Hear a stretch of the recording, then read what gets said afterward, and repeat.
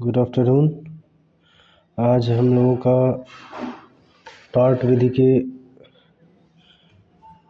Series में श्रृंखलाबद्ध के क्रम में आज हम लोगों का टॉपिक संयुक्त अपकृत्यकर्ता को जॉइंट टॉर्ट फीजर को समझने का प्रयास करेंगे और जानेंगे कि जॉइंट टॉर्ट फीजर क्या है और लॉ ऑफ टॉर्ट में उसका एग्जिस्टेंस क्या है, उसकी वैलिडिटी क्या है और उससे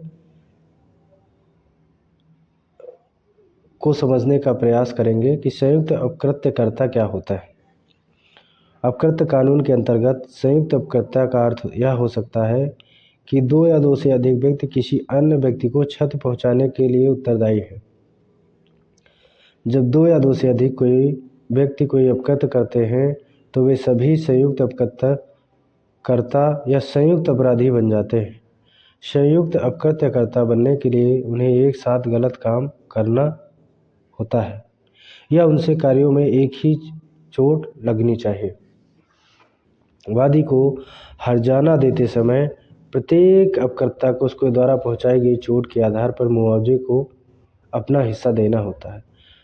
जैसे कि दो व्यक्ति हैं और दोनों के द्वारा मिल करके किसी थर्ड पर्सन के प्रति यदि कोई इलविल इंटेंशन से कोई एक्ट किया जाता है जिसके कारण थर्ड पर्सन को कोई हानि होती है, they will be liable to separately each other to the damages which have been done by him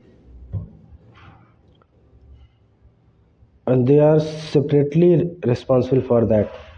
संयुक्त अपकृत्या अपकार की कमीशन में सीधे भाग ले सकता है या नहीं भी ले सकता है, लेकिन उन्हें एक मानक डिजाइन को आगे बढ़ाने में कार्य करना चाहिए। कोई जॉइंट टॉर्ट फीजर या तो उस टॉर्ट को करने में सेपरेटली या जॉइंटली और डायरेक्टली रिस्पॉन्सिबल होता है या तो फिर उस एक्ट को डन करने में उसकी कहीं ना कहीं कोई भूमिका होती है या कोई एक्ट को डिज़ाइन करने में भूमिका होती है। कुछ मामलों में कुछ निश्चित संबंधों वाले व्यक्ति संयुक्त अपकार कृत्यकर्ता होते हैं, जैसे प्रिंसिपल और एजेंट, स्वामी और उसका एजेंट, मास्टर एंड देयर एजेंट्स, साझेदारी फर्म में साझेदार, पार्टनरशिप में पार्टनर्स। एक अपकृत्यकर्ता और दूसरे कार्यों के बीच संबंध अवश्य होना चाहिए जो अंततः तीसरे व्यक्ति को नुकसान पहुंचाता है। संयुक्त अपकृत्यकर्ताओं की देयता की परिस्थितियां। एजेंसी के अनुसार जब कोई व्यक्ति किसी व्यक्ति को गलत काम करने के लिए नियुक्त करता है या अधिकृत करता है तो प्रिंसिपल और एजेंट दोनों ही गलत काम करने वाले बन जाते हैं और दोनों को ही जवाबदेह ठहराया जाता है। प्रिंसिपल वह व्यक्ति होता है जो कानूनी रूप से किसी अपने को ओर से करने के लिए अधिकृत करता है। एक एजेंट कानूनी तौर पर किसी व्यापारिक लेन देन के दौरान किसी तीसरे व्यक्ति के साथ व्यवहार करते समय प्रिंसिपल की ओर से कार्य करता है। प्रिंसिपल उत्तरदायित्व है यदि वह एजेंट को गैर कानूनी निर्देश देता है तो एजेंट को लापरवाही से काम पर रखता है और एजेंट की निगरानी करने में विफल रहता है। पर्याप्त देयता। इसके तहत दायित्व उस व्यक्ति पर होता है जिसका गलत काम करने वाले व्यक्ति के साथ कोई कानूनी संबंध होता है। ऐसी स्थिति में दोनों व्यक्ति, एक जिसने गलत काम किया, दूसरा जो उससे कानूनी रूप से संबंधित है, संयुक्त अपकृत्यकर्ता माने जाते हैं। प्रतिनिधिक दायित्व के चार महत्वपूर्ण कारक हैं। पहला है प्रिंसिपल और एजेंट का रिलेशन, फिर है भागीदारों का, पार्टनरशिप्स का, फिर मास्टर और सर्वेंट का, मालिक और नौकर का, नियोक्ता और स्वतंत्र ठेकेदार का, एम्प्लॉयर और इंडिपेंडेंट कॉन्ट्रैक्टर का। भारत में राज्य प्रतिनिधिक दायित्व के तहत उत्तरदायी हैं। यदि कार्य संप्रभु विशेषता वाला हो तो वह अनुमति की घोषणा कर सकता है। संयुक्त या मानक कार्रवाई। अपकृत्य कानून के अंतर्गत एक या एक से अधिक व्यक्तियों को संयुक्त अपकृत्या कहा जाता है यदि उन्होंने संयुक्त रूप से कार्य किया है। यदि उनमें किसी ने एक दूसरे को अपकृत करने के लिए प्रेरित किया है तो भी वही कार्य होता है। संयुक्त या समान कार्रवाई में सिद्धांत शामिल है अतिरिक्त दायित्व या मानक डिजाइन की गलती।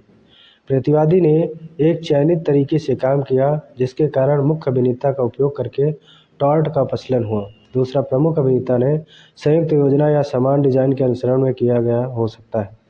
असामान्य दायित्व का पता लगाने के लिए कोई निर्धारित परीक्षण नहीं हो सकता। यह मामलों के आंकड़े और परिस्थितियों के अनुसार भिन्न होता है।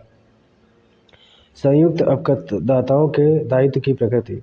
दायित्व की प्रकृति सदैव वादी के लाभ के लिए होती है, जिसमें वादी को न्याय प्राप्त होता है।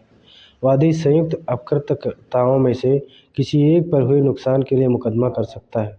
वह सभी अपकर्तकर्ताओं को हुए नुकसान के लिए उत्तरदायी बनाया जा सकता है। यद्यपि प्रतिवादीगण अपने द्वारा पहुंचाई गई क्षति के लिए भुगतान करने के लिए उत्तरदायी हैं, तथापि यह वादी के विवेक पर निर्भर है कि वह केवल या दोनों से ही क्षतिपूर्ति वसूल करे। अपकर्तकर्ताओं की रिहाई के मामले में जब किसी एक को रिहा कर दिया जाता है तो सभी अपकर्तकर्ता रिहा हो जाते हैं। दायित्व ऐसे प्रकृति के पीछे उद्देश्य कार्रवाई का उद्देश्य।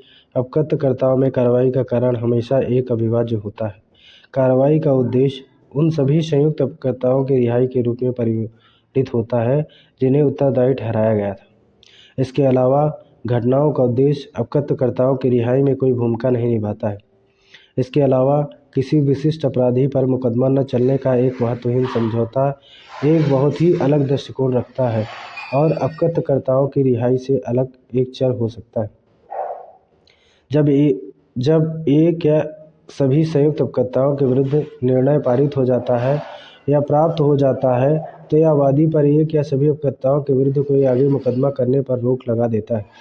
संयुक्त अपकर्ताओं के दायित्व में एक खामी यह है कि प्रतिवादी को हर्जाना भरना पड़ता है जो उसके द्वारा किए गए नुकसान के अनुपात में नहीं होता। मैरीवेदर बनाम निकर्सन के मामले में यह माना गया कि संयुक्त अपकर्ताओं के बीच कोई अंशदान नहीं हो सकता। नियम के अपवाद। मैरीवेदर का नियम वहां लागू नहीं होता जहां लापरवाही या अनजाने में कानून का उल्लंघन हुआ हो। क्षतिपूर्ति के मामले में यह वहां लागू नहीं होता जहां किसी कंपनी के निर्देशक प्रमोटरों के बीच अंशदान का अधिकार हो जो प्रॉस्पेक्टस में गलत बयानी के लिए संयुक्त रूप से उत्तरदायी है। लेकिन इसे कानून सुधार, विवाहित महिला और अत्याचार अधिनियम 1935 द्वारा समाप्त नहीं किया गया। जब अपकर्तकर्ता दूसरों से अंशदान वसूल कर सकता है, वसूल की गई राशि न्याय संगत होनी चाहिए। न्यायालय के विवेक पर निर्भर है कि वह अपकर्ता को अंशदान के दायित्व से छूट दें। संयुक्त अपकर्ताओं से संबंधित कानून की विभिन्न अवधारणाओं को शामिल किया गया है। यह व्यापक रूप से जनता के हित में न्याय प्रदर्शन करने के लिए कोर्ट कानून के उचित उपयोग को दर्शाता है। वादी और प्रतिवादी के अधिकारों की रक्षा के लिए संशोधन किए गए हैं, जैसा कि मैरीवेदर बनाम निकर्सन के मामले में देखा जा सकता है। समाज की जरूरतों के हिसाब से टॉड का कानून गतिशील रहा है।